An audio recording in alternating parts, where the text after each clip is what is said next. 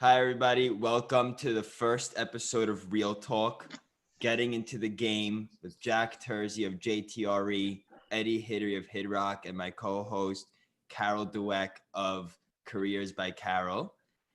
In this talk, we're going to discuss how to really get into the real estate business and kick off your career, whether it's into your focus is acquisitions or brokerage or any type of real estate facet you're thinking about.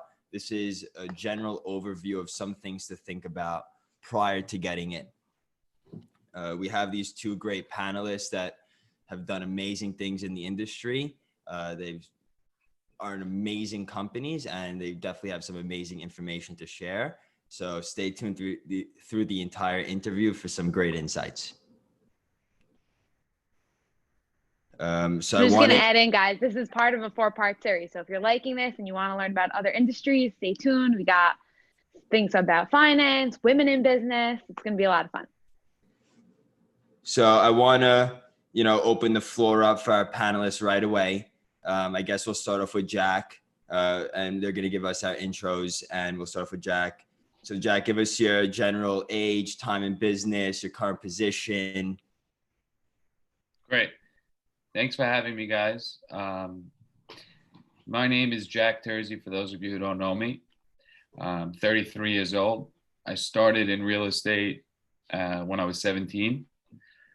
And the way that I started in business and in real estate was actually by trying to work in my father's retail store, in my uncle's retail store, when I was 16 during the summertime. And I realized exactly what I didn't do in 2 short months. So that was probably a very big blessing for me in my life, in my career path.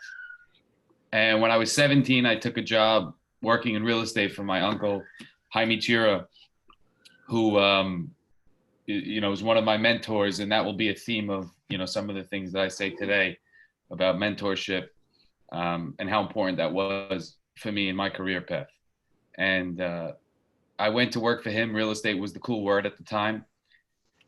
And he threw me on a street. I thought, hey, here I was going to go work with a big real estate guy. And he brought me to a street on 125th Street. And he said, okay, stand here all day and count the amount of people that are walking by. We have a tenant, American Eagle at the time, that wanted a space. And we need to show them the traffic counts. And that was before today's time where you can just, well, you probably could have done it then, but I think he wanted to teach me a lesson. So that's how I got started. And, from there, I went to work for a developer in Brooklyn on the condo side, believe it or not. And then when I was 20 years old, coincidentally, I worked for AB and Eddie Hidary at Hidrock, which was a really great opportunity and a great learning experience. They didn't know me at the time. I didn't know them. We got introduced. They took a shot on me, again, based on another theme, which is relationships. Somebody introduced us. They gave me the opportunity. And from there, similar to Jaime, AB pointed at a desk and said, I thought I was going to get this big office and I'd be running around the city representing Hidrock. And, we own buildings and we buy buildings. And they pointed to a desk and they said, okay, here, make some calls. Here's a company called CoStar, which helps find leads, cold call people and find out where they want to be and help them find space. And those 2 years was incredible experience for me in really learning New York City real estate. That was my first experience in New York City real estate. And when I was 22, in December of 2008 is when I started my company, JTRE Holdings. And I started out at the time as a broker because, as most of you probably know, it doesn't really cost that much money to be a broker. It costs a lot of money to buy properties, but to be a broker doesn't really cost that much.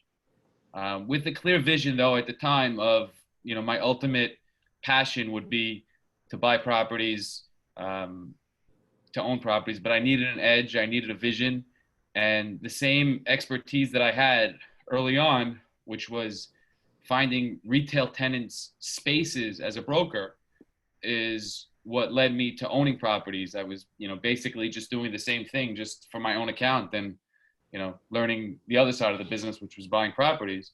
So from about 2009 till 2013, 14, I really gained a lot of experience. I was, absolutely obsessive about what I did. And, in 2014, 15, that's when I started to buy properties for myself. And I mean, thank God it's been an incredible ride. I'm sure we'll get into it a little bit more, but that's just a little bit about me and what I do today.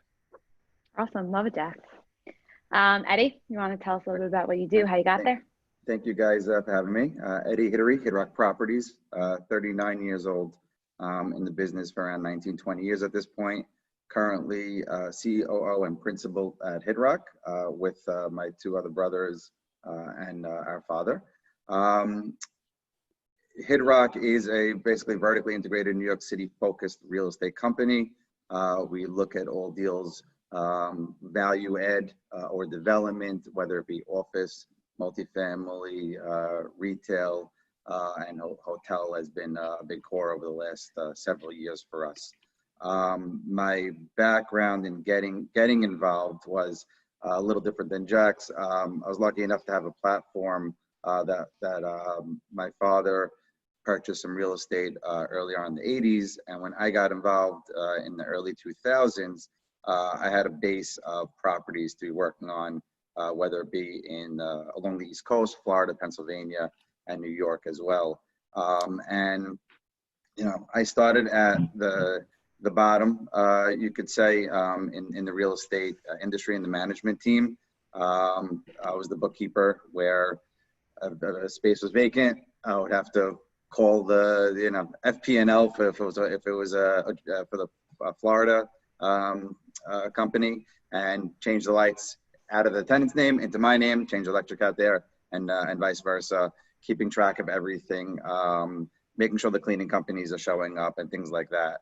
So that's really how I started in the business, cutting checks, collecting rent checks, to really understand the basis of how real estate works. So the nitty gritty of it. After that, as I evolved a little more, I moved into more of the construction management and build outs of some of the office portfolio that we had. So there was small scale, 2,000 square feet, 3,000 square feet, then growing to 10 to 15 to 20,000 square foot build outs. So that's where I learned a little bit on the construction side of things, until we then continued to evolve. And, our father came to us and said, we have to go bigger, guys. We decided to focus on New York. And then at that point, maybe it was around 08, 09, decided to get into the development field. And I helped lead that, and I learned a lot during that process. We purchased a few properties in Brooklyn, built some condos, residential condos, 10 units, 20 units, 30 units, things like that. And that's where I really learned how construction works in general and in New York City. From there, we really were able to springboard even to bigger projects in Manhattan, building 20-story buildings from the ground. And eventually, I think our largest building topped out at around 40 stories at this point as hotel uses. So that's really my background and where I got to where I started and where I am today in the company. I love what both of you guys said, and I think this is a great learning experience for everybody who's watching. Whether it be in real estate or any industry, you think you're going to go into it and it's going to be this glamorous thing, and you're going to make tons of money right away. And really the successful people, and I've heard this over and over again, they start from the bottom. They learn the most basic things and they move their way up, and it can be frustrating and annoying. But like, we're in this generation where you think, oh, I snap my fingers, instant gratification, I'm going to be making millions of dollars. It just doesn't work that way. Yes. So before we get into a little bit more of that, I would just add a quote that I heard on that, is that people overestimate what they can do in a year and underestimate what they can do in a decade. Love that. That's a Love great that one. And you guys are great examples of that. You've been in the industry for so long, and you've created such great, value and empires, and it didn't come in a year, So tell us a little bit about what you guys do day to day. Okay. Eddie, you could start us off this time. Yeah, I'll start. So I have sort of two different day-to-day job descriptions within the company. I oversee the acquisitions for Hidrock. So I have a couple of guys below me that are, boots on the ground, talking to the brokers on the streets, trying to get deals. Once we get deals, we do an underwriting process in our office to see if it's a deal that we think there's enough value for us and our partners to want to invest in. And we go through that process, looking at comps, looking at renovation costs, looking at where our targets want to be for our returns that we may want to hit for our equity and our partners' equity. So that's one asset. That's one aspect of the business that flows through me. So we look at, when the times we're flying, we would look anywhere from, our list would be 100 to 150 deals long. And then we sort of had it separated about dead deals, lingering deals, follow-up deals, et cetera.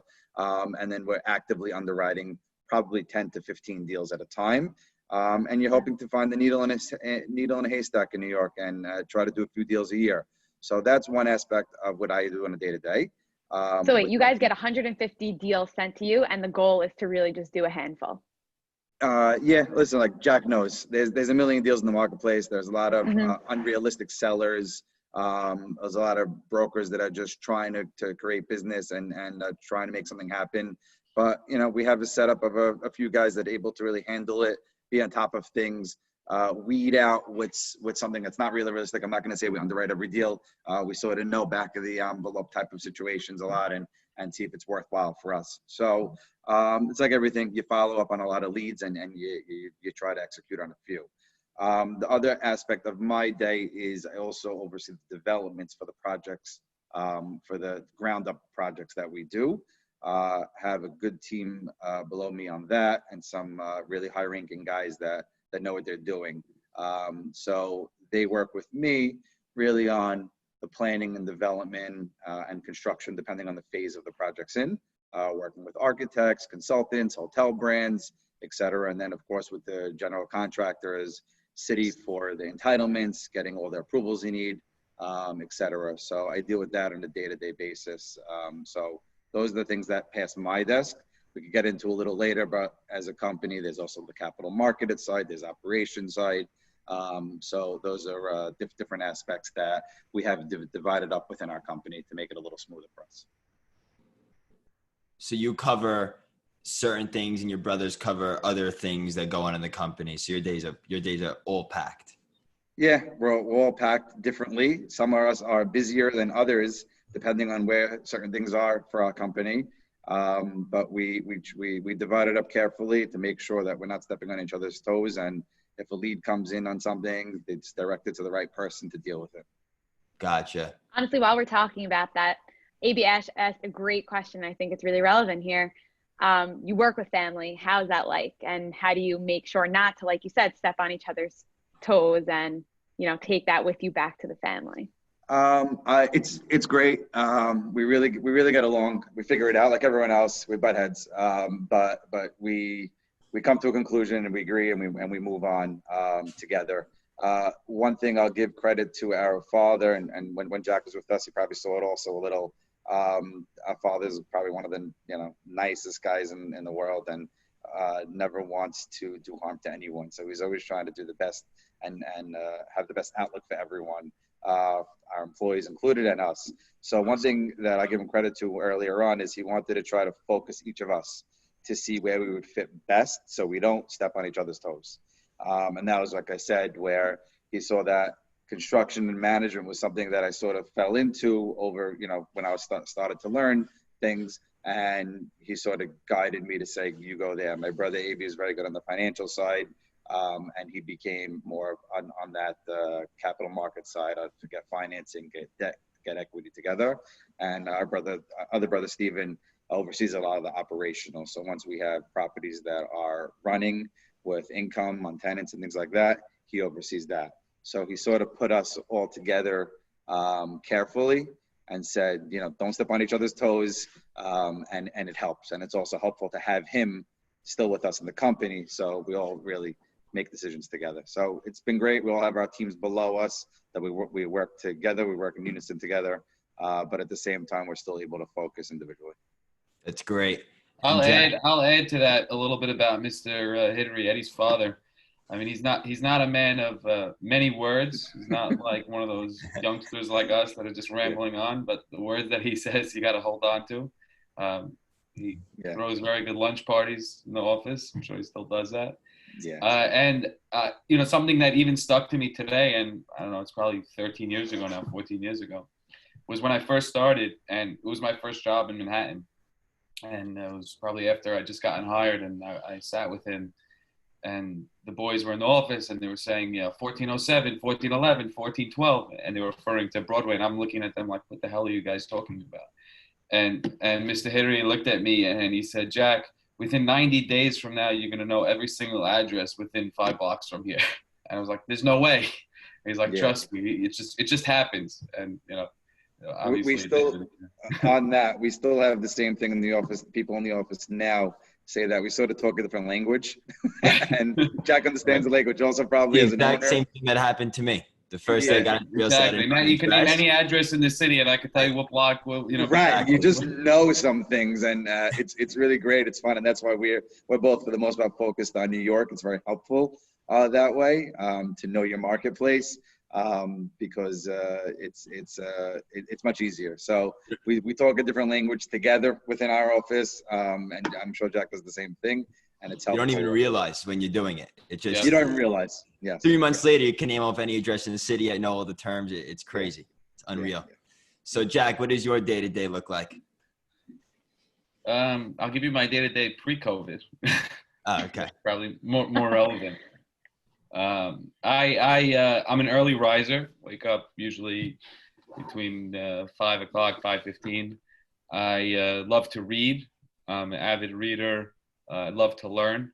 So, the first couple hours of the day encompasses reading, the Wall Street Journal, the New York Post, Financial Times, The Real Deal, Commercial Observer, Cranes, stuff like that.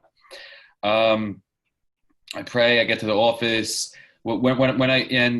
Usually I'm a very big on relationships. It's one of, probably my value adds.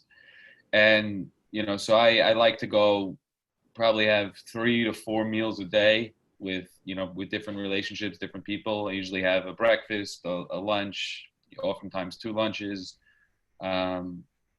drinks, if not a dinner. Now that I'm married with 3 kids, it's tougher to do that every night, but still happens from time to time. So I fill my day with appointments, just, meeting people face to face, getting to know them, understand them. I'm really in the information business. The real estate business, information is so key. Like Eddie said, getting a marketed deal from a broker on a flyer is not considered getting a deal. Really understanding what the motivation is for the seller, what the motivation is for the broker, why they want to sell it, what value can I add to it. And the best way to do that is to be with them face to face, and just to do that every single day and to really build relationships with them. So my day is probably 80%, probably like you, Avi, out of the office, whether it's looking at properties or meeting with people, and just on the phone 20 hours a day, also just constantly active. So a lot of reading in the morning.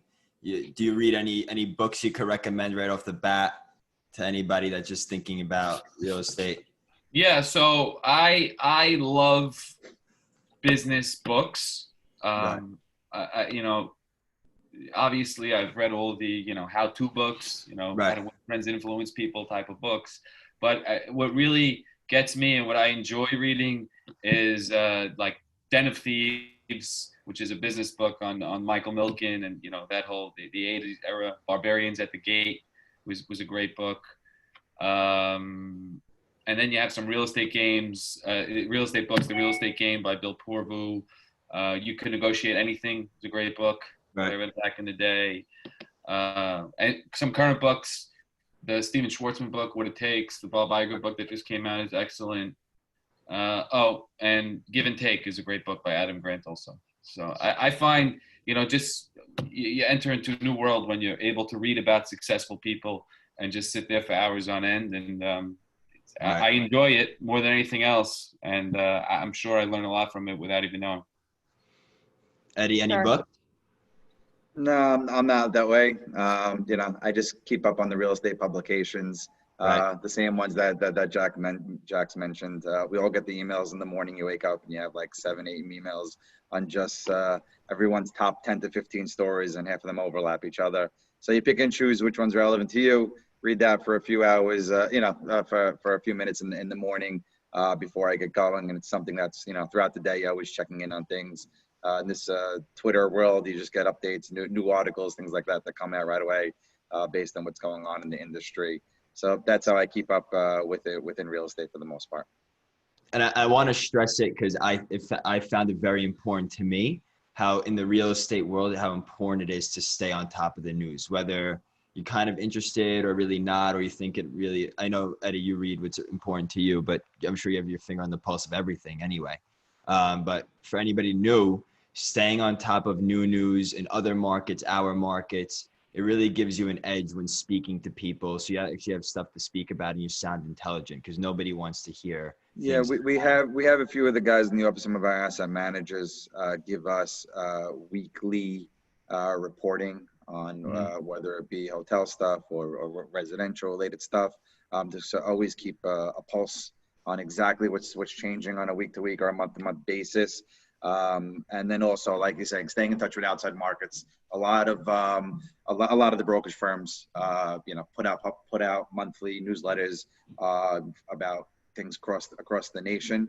And I, you know, always keeping a pulse on that because, like, you never know. Like you said, it's conversation points. You never know if you're going to go out into a different market as well. So it's always good to see where trends are going.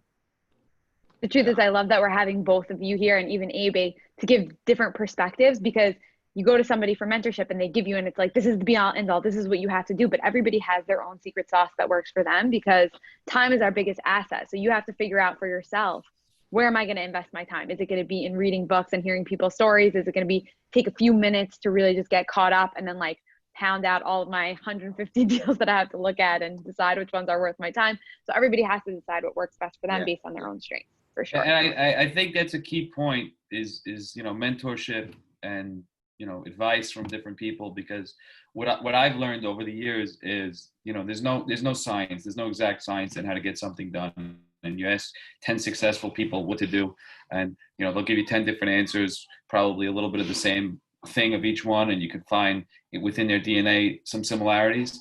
But for me, that was very important, was getting mentorship from different people and in different businesses. I mean, you know, Jack Haddad is somebody I'm very close to. He's in the sale business. Has nothing to do with what I do for a living.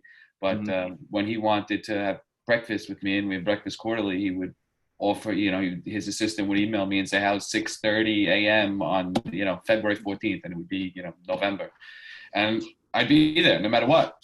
And then, you know, I'd talk to Jaime Chiro or Jeff Stutton or Ray Chalmay on the real estate side, and learn. And you could just you pick these people are at our fingertips. We're so lucky to have, you know, the community that we have, that you can pick up the phone and literally call anybody that probably all the brokers that call Eddie or myself on a daily basis would pay anything to be able to speak to.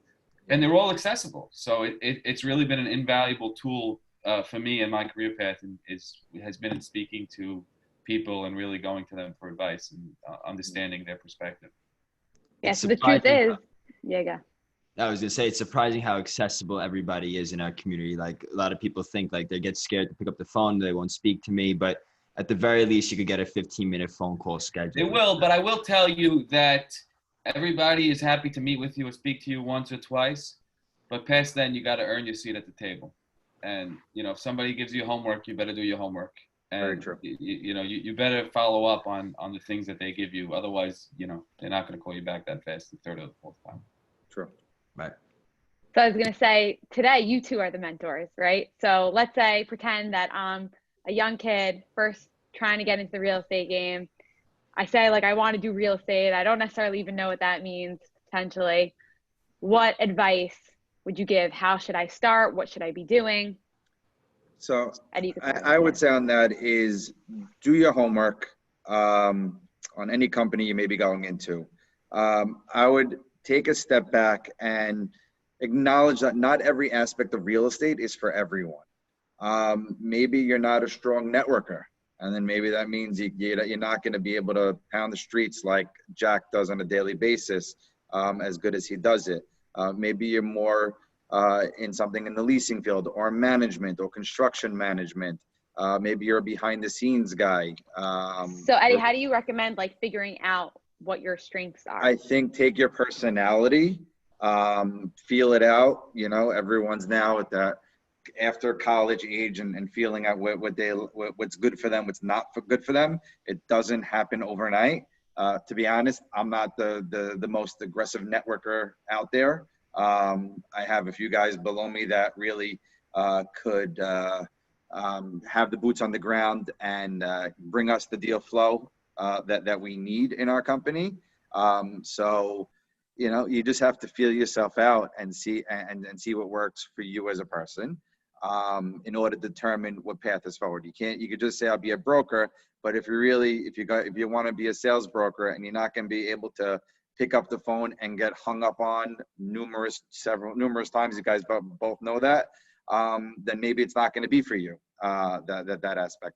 But maybe if you're very analytical and you're good with the computer and underwriting and things like that, you could get your way into the door with some other strengths. So that's one thing. The other thing is, well, I would just add to that that it's hard to know right away if you're 17 or 18 or 19 what you want to do in real estate. Real estate's a very big name, you know, in the world today of business. But you know, AB's in a different business than me. We're in totally different businesses, and we're both in real estate. And even Eddie is in a different business than me. We right. Totally don't do the same thing. And for me, right, I didn't know what I wanted to do when I went into real estate. You know, I was counting people on 125th Street, and then I worked for a condo developer in Brooklyn. And then when I went to work for Hidary, my job at the time was to find people office spaces. I don't do any of those things today. So I think that it's critical to just get out there, because you're not going to know what you want to do right away until you're in it. And, you know, for me, my, you know, expertise and what I do on a day-to-day basis is really on the retail value add side, on the retail tenant side. And the only way that I knew that I even liked to do that was by trial and error and really experiencing and seeing what other people did. And, you know, and to continue in Jack's theme of, you know, it takes some time to find yourself. Like I was saying, I flew down to Florida, drove down to Pennsylvania 17, 18, 19 years ago, really just to meet the contractor to make sure he was shoveling the parking lot in the winter times, or what color we want on the building, and what lights we want and flowers we want.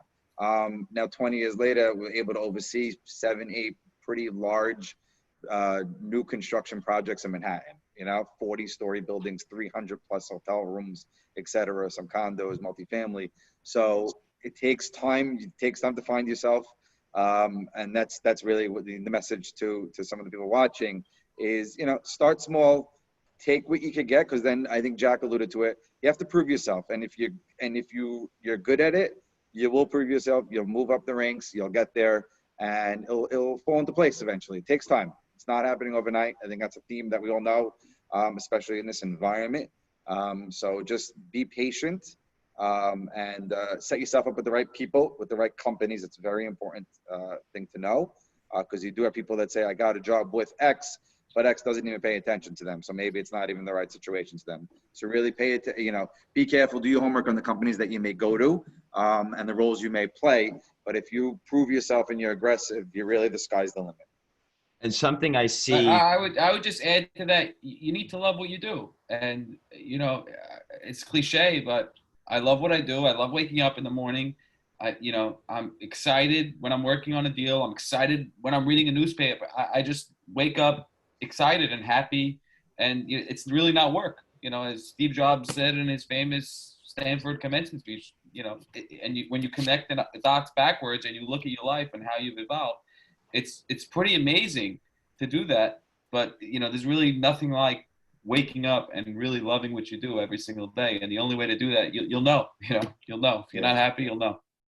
It's something I see a lot of, you know, people my age do, is they'll get into real estate and let's say they'll become a broker, and, you know, 6 months down the line, you know, they don't have any deal flow or things aren't going their way.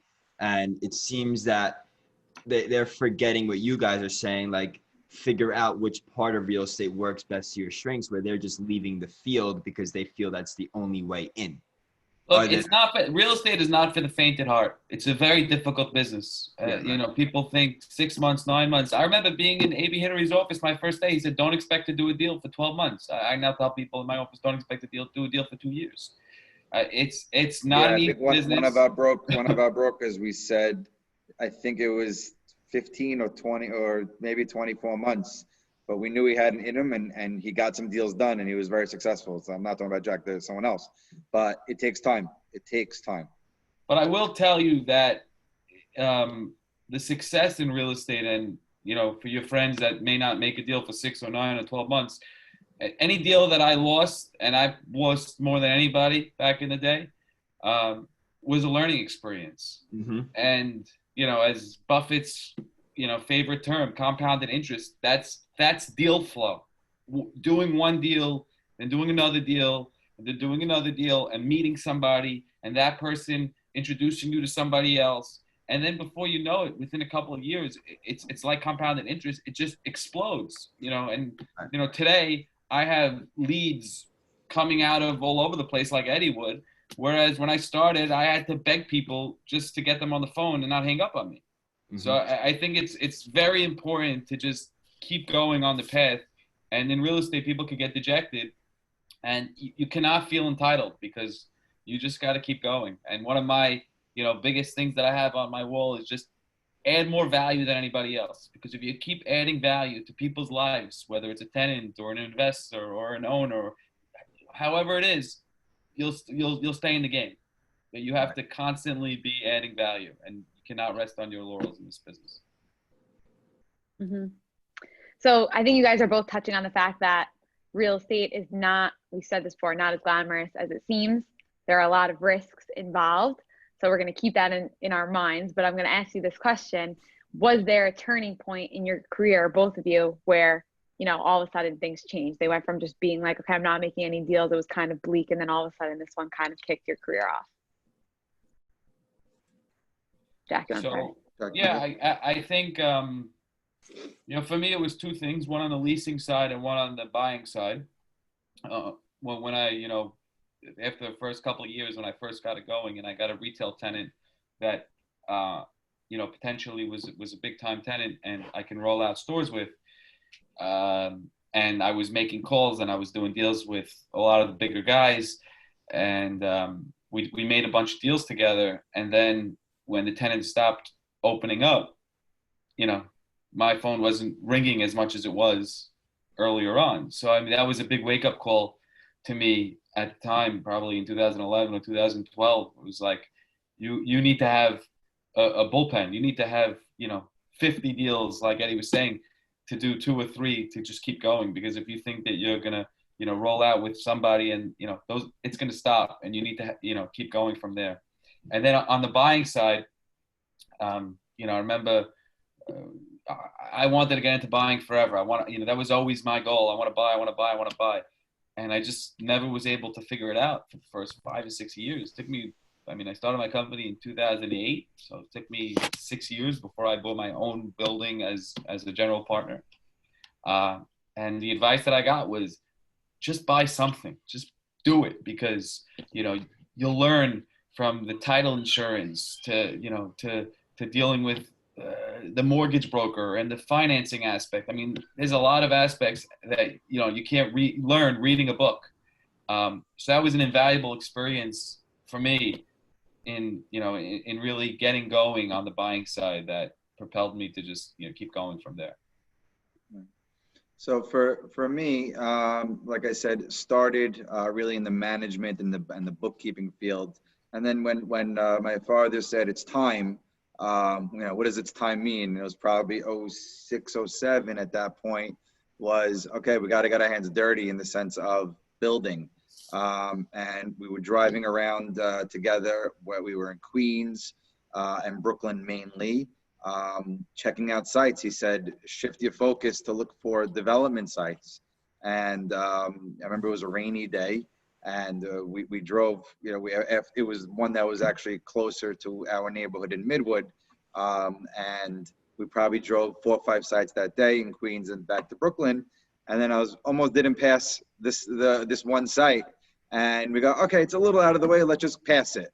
And we stopped, looked at it, and we're like, oh, not bad, And it was an awakening of like, okay, now what do we do? And it was a deal that had like construction plans ready to go. It was already the demolished site. And we said, let's do development now. Let's do this. And we learned a lot from there. And that was where we sort of propelled ourselves as a company to get out of the mindset of the 80s, where my father really just had some income producing smaller stuff along the East Coast, to say, let's learn development, and it could lead to much larger things. So it was small development in Brooklyn. It was only 3-4 stories, the 10-unit building. And then it led to, 4 or 5 years after that, led to Manhattan stuff. So really, it's those things that I remember as a springboard for myself and as our company to get us to the next level. I will add though, for me, a big thing is really just betting on yourself. In the business, and that means whether you work for yourself or you work for somebody else. I control myself. I control my thoughts. I control my feelings, and really just knowing that I can do it, and having tunnel vision and not looking at some guy that made a big deal and saying, how come I didn't do that? Or looking elsewhere, really looking straight, staying the path, and good things will happen. I mean, I a big turning point for me was, I was working on a big deal, and there was a lot of people working on the deal, and I decided to fly to Beijing or Singapore at the time, before Beijing, and called the seller, and I said, and the guy didn't want to see me, and he didn't want to talk to me, and I said, what do you mean? I'm happy to be here anyway. Can you meet me for lunch? And the guy met me for lunch, and having that FaceTime with him made the deal happen. That I got on a plane that went 16 hours away, not even having the deal anywhere near in control. And then I didn't have the money to put the deposit down to close the deal. I mean, so there's crazy stories, but the theme for me, one of the themes, again, is just betting on yourself, knowing that you'll figure it out, not really caring what other people say, think, or, just saying like, I'm going to do it. And, if you put in the time, you put in the effort, you put in the hard work, you can figure it out. There's no reason not to. Yeah. So you got on a plane to Beijing in the middle of it. Singapore. Beijing was the second time. Yeah. Singapore. You didn't know what was going on in the deal. You took a shot, went to Singapore, called the guy, I'm here, and met him. Met him and had a 3-day series of meetings on, I had a long plane ride on the way over to understand the culture and learn how they operate and how they do business. You really weren't allowed to talk about business for the first 2 days. So that was interesting. And then when the guy said, we have a deal, and he shook my hand, I said, okay, let's get the lawyers on the phone, get the paperwork signed up. I'm not leaving before I get it signed up. That's how we do things. Right. And he's like, no, we have a deal. Okay, what is that? Can we paper it? And no, we have a deal. And sure enough, like 3-4 months later, it was still not signed, and he got higher offers. And then he came to New York to close the deal. And I'm like, I don't understand that. He's like, I gave you my word. I know everyone says, you get their word. Everybody says that, but what does that mean to, today? The Americans don't really hold to that. He's like, well, if I give you my word, it's a deal. And, he held to it. That's amazing. You guys touched on two points that, some of our registrars, questioned, and I think I want to jump into them a little bit more. The first thing is leads. You guys keep talking about leads, getting leads, having a ton of leads. What are some tips on getting leads or starting off to get the leads that before they start falling in? What are things people could do, or even a better question, how to start getting into networking, I guess? Well, I would say to that, it's all about relationships. It really is. And I don't want to harp on that enough, but it's one lead to the next lead. It's use what you've got, somebody once told me. And what you have, and what Caroll has, and what Eddie has, and what I have are different things. Your uncle may be owning a retail store, and he may give you the opportunity to find him his next space. And, you know, your father may have an office space for 2,000 feet, or a friend that he does business with, or you have a friend. And I think that's the easiest way to get started. And most people that are probably listening on this talk, they have relationships one way or the other if they want to, you know, really look into it. Mm-hmm. And I remember when I first started, I think I listed 300 names of people that I knew, and I wrote handwritten letters to, you know, all of them. Hey, sorry, Jack had it, right? The handwritten letter. Yeah. Hey, I'm in the business now. This is what I do. You know, please give me an opportunity if you know. And you know, 280 of them didn't answer, but maybe 10 or 15 did. And it's really just, and then one lead leads to another lead. And if you do a good job, people are gonna know. And right. And listen, going to the events are very important, especially starting out, to create a name for yourself. There are a ton of real estate events. Of course, not at this moment, but when things come back, there are events, especially during the spring and summer months. You go to events 3-4 times a week. So you should get out there and meet people. Most people want to talk to you, and they're in the same boat of just trying to figure it out. One thing that's great about real estate is that you don't know where your next deal is coming from. So some may look at that as really an obstacle, but some look at that as that means it could come from so many other places, and it doesn't have to be so focused. And then, you know, you never know what it could lead to, whether it could be a deal even outside New York City, if that's the case, or it could be into a different type of property type that you would never know or work in. So just having your name out there, your company's name out there, and the people that represent your company is also very important, to just continue to grow your name in the industry. Like we said, it doesn't happen overnight, but you know, we were a smaller company when my brothers and I started, and we were able, thank God, to grow a nice name over the years. Jack as well started small, and now everyone knows his name as well. So if you stick to it, and you're focused, and you create a good name for yourself, and you represent yourself well, people will call you back. People will want to do business with you. And there's nothing like repeat business. Once people know who you are and understand who you are, it's much easier for them to want to work with you.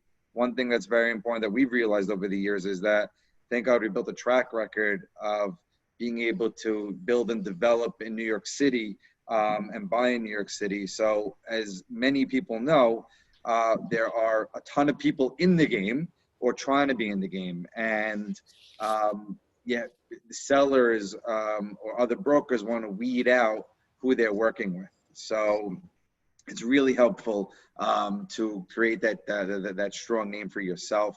And then people will call you back. People want to do repeat business with you, want to do a deal with you over that next company, if that's the case, because they know that you're more legitimate and you'll execute. So that's very important as people are gearing up to get into the business. I do think, though, along those lines, people need to add value in whatever they do. So, you know, today, if somebody called me a couple weeks ago and said, "What should I do? I'm looking for advice. I want to work for this guy, but you know, I needed to make X amount of dollars." I said, "You really want to work for him? Call him up. Say, I'll work for you for free. And if you add value to his life, he's going to hire you, and he's going to pay you a lot of money at a certain point. But you need to figure out how to add value to him and show him that you're not just here thinking you're, you know, some entitled 22-year-old kid that just wants a job." I think that that's a key thing, because as much as people, if they go to events, and, you know, I remember the first ICSC, which is the real estate show in Vegas that I went to, that I had to ask AB Hidary to go to, and I went and I got there and I looked up and I'm like, holy shit, there's 50,000 people here. How the hell am I going to survive in this place? And, you know, the relationships, and more important than that, adding value and not feeling entitled is really probably one of the more important things that I've learned over time. The truth is, you guys are touching upon like how to get into the industry again. So I just want to ask you both, if you were looking at somebody's resume or looking to hire somebody, what would you be looking for? Basically, how do you know they're going to be adding value to you? How do you know they're going to be adding value? I would say you don't know that they're going to be adding value, you know, in the beginning. And they got to prove if you are meeting with someone and you're looking to grow, they got to prove it to you in the interview, that first interview process or more, to give you a shot, for us to give them a shot. Like Jack's saying, I agree with him. You don't really know, but you're going to get a sense. So the sense is going to be, wow, this kid is good. This young kid has real upside over here. I could tell just because the way he's handling himself, the way or she is handling herself, and coming in with the knowledge and research on your company and on the marketplace, even prior to meeting with you. If they come in and just say, I want to get into real estate, what does that mean? Mm-hmm. Then it's probably not the right situation. If they're focused and sort of said, this is what I could do, this is what I have done, this is my understanding of how to increase something in value, like Jack mentioned also, we look at deals, you want to know how could I add value to that deal to make it worthwhile. They got to do the same thing on an interview to prove to us that it's worth our time, because time is valuable and hard, and real estate is hard. So you don't want to just have 7, 8 brokers or 10 brokers just saying they're doing real estate, but nothing's really happening. So they have to prove it, come in structured, come in knowing, doing your due diligence on the company, on real estate, on the marketplace, in order to at that point, even just get a shot. And real estate's a game of chess. I mean, whether it's an interview process or it's working on a deal, you got to be thinking 8 steps ahead at all times. So like as Eddie said, when somebody comes into your office for an interview, if they're fortunate enough to be in Eddie's office for an interview, they better know what they're doing. They better have done their homework on his company and what they want to do for him, because his time is extremely valuable. And within probably the first 3 or 4 minutes, he knows if that's going to be a 7-minute meeting or if that kid has potential. Or it's coming back to meet my brothers and my father. By the way, when you guys say do your research, and you're alluding to this, but you got to do research on yourself. Eddie was saying before, like his dad was able to pinpoint what everybody's strengths are and what value they can add. You can't come in and be able to pitch yourself unless you know yourself and know what you're good at and know what value you're going to add. So in addition to researching the company, you always got to be doing research.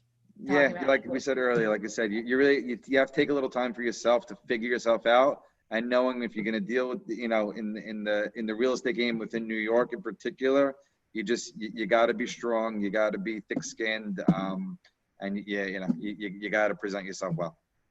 Mm-hmm. What is your reason for being? That's what every single person should ask themselves. And what is their reason for being real estate, Jack? Anything. What is their reason for being? What is their X factor? What are they going to be doing differently than somebody else that wants the job? Mm-hmm.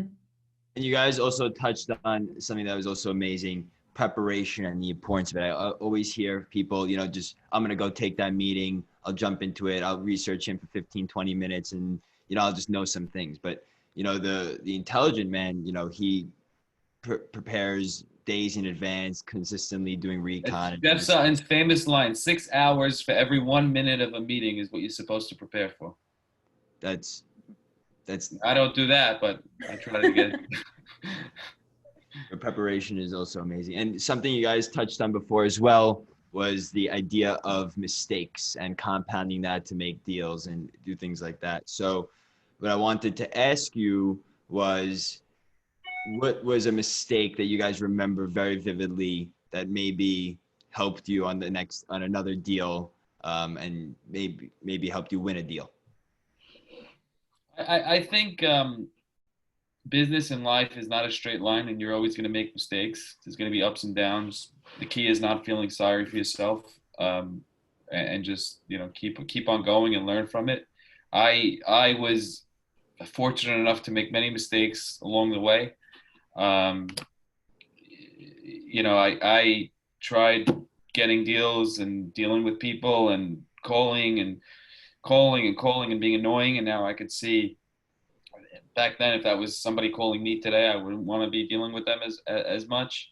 And just changing your approach and instead of, as a broker, right, you bring somebody a $50 million deal and it's at the finish line and it doesn't happen. And then, classic real estate broker mentality, when the deal dies, you go into hibernation for, months at a time and you feel sorry for yourself, not realizing the other side. And I think thinking about what, the other side and what they're thinking and really understanding all sides of the transaction is critical. Yeah. I'll just add, no deal in particular, but it's never done until it's done. And we've all worked on deals where you assumed you know what's going to happen. And if it doesn't, that's my takeaway that I could say I learned from, where you thought you had the finish line, whatever type of deal it was going to be, whether it would be a lease, whether it be buying something or selling something, you may assume how it's going to play out. And you should never assume that, because in real estate, any day could bring something new. You even see where things were going in real estate, and then all of a sudden the virus came along and everything gets shut down. Point. So just you don't know till it's done. Be on top of everything that you're working on. Don't assume anything. Don't spend your money yet. You didn't get it yet. So it's those things that just a big takeaway that I got. And that's sort of, I've had many mistakes where I've assumed things would get done. And that's why, in my story in Singapore, I didn't want to leave there until it was signed. Because that's, as Eddie said, nothing in this business is done until it's signed. I mean, pre-COVID, for example, how many deals, Eddie, do you have that I had tenants, leases out, different things that were happening that overnight were all dead? And probably if we had the right mentality of work 24 hours until this, if we knew that coronavirus was coming on March 12th, we would have worked on March 12th. We would have done anything and everything a little bit better, probably. Exactly. Something my grandfather always told me was the deal's never done until the money's in the bank. So that's what I live by. Even after the deal's signed, it's not done. We have signed leases that tenants don't want to take possession of today. When the money's in the bank, that's when it's done. Yeah. So you guys mentioned COVID. We got to talk about it. What opportunities do you see arising now? How do you think the market's changing based on it? A lot of our viewers want to know. Eddie, you want to start us off? Well, it's going to be a new marketplace. In what way? Well, everything sort of has to reset in the sense of what the market rates are, whether it be for residential, retail, of course, has been affected. Hotels have been affected. So it has to first open up, which it's starting to do now. People have to start understanding now where, if in the retail sector, Jack can really talk about it more, but in my point of view is, if a corridor was a $200 a foot corridor, what is the new corridor? What is it now? That's going to take a little time to reset what values are.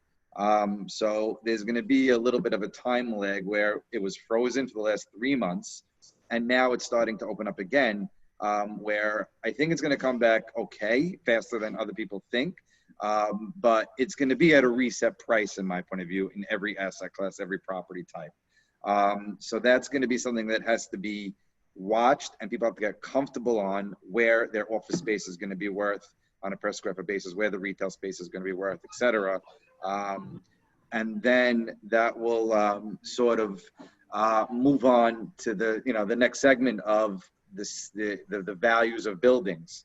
Now, if someone doesn't have pressure to sell, they're probably not going to sell in this new marketplace for the next little while. Where there will be opportunities are where people really may be leveraged at a point where their debt will be expiring and they have to make a move, or some maybe are in fund structures where there's a life cycle and they have to make a move on those. Usually those are the larger buildings. That's where you'll see opportunities, where there's a force that's given to the ownership group that then something will have to happen, whether it be buying debt or just the ownership group can't refinance out, can't put up more money out at this point, and they're forced to sell it at a lower value. But still, it's on us as companies, as sponsors, to be comfortable with the new marketplace on where the value, where the rates are going to be in our point of view. That's the position that we're taking as a company. But we do think, just on a high level, I think things are going to be okay. People, as they get more comfortable going back out, people are going to want to go back into restaurants, want to go shopping, things like that. It's going to take a little time, but on a longer term view, New York City is going to be okay. I don't think there's going to be a mad rush to leave, like people said. Maybe they'll leave short term, but people will want to come back. Office tenants will want to come back. Remote working, I think, has played itself out. It's tiresome now. It's just the summer months, so it's going to play it out a little longer now. But I think once, in my point of view, is once the fall comes around, really Labor Day is, I think the city's going to be bustling personally. I would say, I would add to that New York specifically, especially now, is going to be an experts only market. So, you know, Michael Beta is the best at office space, right? Finding office space. You know, he's going to be incredibly valuable today to his clients. There are going to be a lot of people that fall out of the business right now because back in, 2010, 11, 12, 13, they threw a dart at the board and they made money. So, today, you used to be able to be an investor in real estate and just put some money in and, start your own company and have a wholesale business on the side or a retail business and figure it out very easily.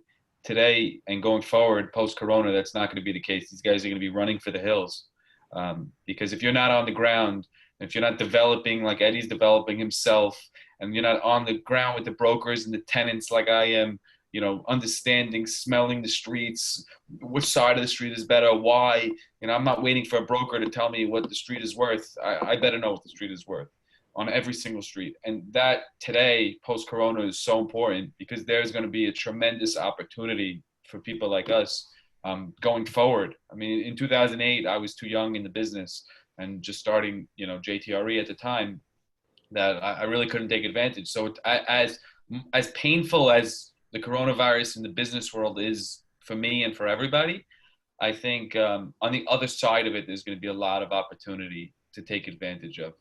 And it's a reset. And you know what? This probably would have happened on the retail side and, over the next 3 to 5 years. And it's just happening overnight now. It was happening anyway. To Jack's was alluding to that.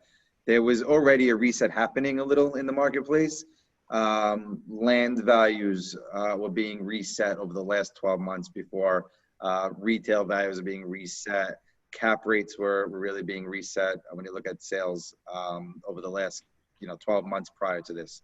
So I think this, like Jack said, forced it, but it was sort of happening over a 2 to 3 year period, and now it happened, and now it's going to force itself to reset itself now going forward. And it probably will take time because the banks, with all the forbearance stuff, they punted the problem 3 months. It'll probably be punted another 3 months. And then you'll probably have people holding on, for another 6 months. And as Eddie said, at which point the banks will start to, put the pressure on. I think that the real opportunity is probably going to come over the next 12 months. But, you really have to start getting at it now in order to yield the fruit of that opportunity. Yep. Right, and Jack, you mentioned Michael Beta's name a little earlier, how he's an office guru. How do you guys both think or suggest somebody finds their angles, find their niche, and go attack that? Because real estate's huge. It's also very crowded. So how do you suggest, I guess I'm going to reiterate, how do you suggest that you find your angle or niche? And by the way, Michael Beta started at Hidrock also. So yeah, they have a great breeding ground and a great way to teach, the young, hungry guys how to go at it. I would say to that, like, real estate is a game that I could probably name you, me, Eddie, you, 30 different jobs within real estate. You could be a residential broker. You can work for an owner. You could be an office broker. You could be a retail broker. You could be a sales broker. You could be in development. You could be a property manager. You could be in operations. So, and so on and so on. You could be a retailer working for a retail and developing their sites. So I think I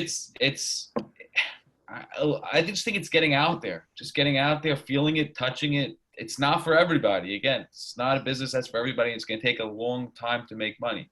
Now, property ownership, in my opinion, is the greatest business long term, because once you sign that lease, so you have that Facebook as an office tenant or CVS as a retail tenant, and you sign that lease for 15 years or 20 years, you're going to be collecting cash flow every single month for 15 years, and there's no business that is out there like that. The wholesale business, they got to go back to Walmart every year and sell them. They got, they're year to year. So the real estate business done successfully, in my opinion, is the greatest business in the world. But you got to just find your niche, and how to do that. I learn, earn, talk to people, and you'll find what you love to do. And just one note on Michael, I'll have to really clarify this, but if my memory serves me right, he was doing our office leasing for the portfolio that we had. And that's where he started learning the relationships. And then his focus after we separated was the office leasing game that he strived in. So like Jack's saying, it takes time to find your niche that you're good at. It may not be, you can't know what it is now. If you're 20 years old saying I'm getting in, you don't know where you're going to be at 25 or 30 or 35. You really don't. Learn in your 20s, earn in your 30s. The 20s just be for learning. Yeah. So really, you have to remember that. Stay patient. Stay focused about learning every aspect of the real estate industry. Like Jack said, all the different type of jobs there are, and you'll see where you fall. So we're hitting the 1 hour mark. So we're going to wrap up with this last question. You guys gave us so many amazing tips about learning about yourself, getting into the industry, what you should do to break in, especially in this current market. Can you end this off? And Avi, I'm going to put you on the spot here too, because you're in real estate. Everybody who's watching, one concrete tip that they can do today, tomorrow, to really break into the game or to push themselves to the next level. Anybody who wants to start? I'll just say, know yourself. Don't do something that you feel like maybe you're not going to succeed in. I talk about like what type of personality you are. I mentioned it earlier on. Know who you are, know where you could really excel, and then try to focus on that field. After a little of feeling out a lot, like we just said, feeling out a lot of the area, but then, really think inside yourself, make sure you like the area that you're getting into, like Jack said, because if you don't like construction, then you shouldn't end up being a construction manager. If you don't like talking to people, then you shouldn't be a deal guy, So really just know your strengths, know yourself, and that will really help you fall into place. Concrete tip tonight, guys, in the shower, it's the best place. Think about yourself, what you like, what you're good at based on your past. Love it. Jack, what do you got? I would just say passion and hard work. You can't outwork hard work. And no matter what they do, no matter what somebody else says, if I am working my ass off every single day, not feeling entitled, learning, reading, working, talking to people, eventually I'm going to figure it out. And just don't. So I'm working hard tonight. What am I doing? How am I working hard tonight? What's the concrete tip? How are you working hard tonight? I mean, hard work is just everything. Learning, reading, asking. We live in such an incredible community that you can talk to people and just work. That's work. Meeting with someone, that's work. Doesn't mean going to the office today or tomorrow. Right. I will add on Jack's note about the work is know your goal on whatever you're working on. What your goal is for yourself to try to execute it at that time. I want to close this deal. Okay, how do I close this one specific deal? What has to happen? Who do I need to call tomorrow to get it to the next level? And sometimes real estate is something that can linger. You could linger on it for months and not make $1 on it. So to be focused and on a nightly basis, you're saying, what do I have to do tomorrow? Maybe in some cases, no, that I have to call that architect to get that zoning analysis and call that attorney to confirm something in order for to send it to our bank or whatever it is for your underwriting. You do it. Pick up the phone, do whatever you got to do in order to keep things moving and try to close the deal if that's what you're doing. That's a great point. And my friend Ezra Zizo, who's he's a ticket broker. He's like, I don't understand you guys. I don't understand your business. It makes no sense to me. You're working on a deal for 5 years, for 3 years, for 2 years. He's ringing the register every single day, selling a ticket, $10 at a time, $20 at a time. So, I mean, what Eddie said is really so important. It is a slow business. And I'm sure, as Avi will tell you, it takes a long time to do deals. So 1 foot at a time, one task at a time, and just go. Right. So we got thinking about yourself in the shower, either ordering a book to learn, and Jack gave us some great recommendations, or thinking about somebody you're going to call for mentorship. Love those things. Avi, hit us with the last one.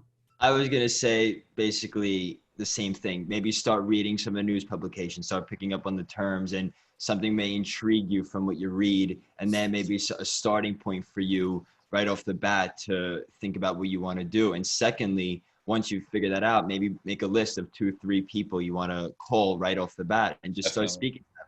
Try to make a 10-minute conversation. Another book, Never Eat Alone. Great book. It's a great one. But I think just try to maybe get in touch with some people, see what they're thinking, and see if it really intrigues you right off the bat. Because usually if you get excited right away, I think you may stay excited for a little bit of time at least to get started and start working hard, because you have to be motivated to work hard. So that's what I think. Before we conclude, I want to just thank both of you guys, Caroll and Abe, for putting this together. Very structured, very informative, enjoyable as well. So you guys did a great job, and hats off to you. And hopefully the people out there took something from this. And really hats off to you guys. You did a great job. And if I could be of any help to anybody listening, feel free to reach out. And funny thing, I don't know if you guys know, when I was 17, I put on a Angel Fund, which is now Exceed Today event by Joey Sitzhouse, and we had 10, 12 speakers speak, and to this day you could probably Google it, and it was incredible speeches. So happy to help in any way that I can. And I'm going to add to that, because Erwin Dayan, who's the head of Exceed, told us that during that event there was a bunch of speakers. Jeff Sutton was one of the speakers. Everybody went to him. There were hundreds and hundreds of people, and Jack Terzi was basically on his lap. He made sure to make the connections, to do what he had to do to hustle. So now we're not in person, but if you're the person who's going to hustle and reach out to people, I mean, that's going to... Look, well, I'm still learning every day. So we all are. We're always learning. Yeah. And for everybody who's watching, if you enjoyed this is, again, part of a 4-part series. So stay tuned for more Real Talk. It's been a blast. Thank you guys so much. Thank you, guys. Thank you for having us. Thank you. Thanks for having us. Take care. Bye.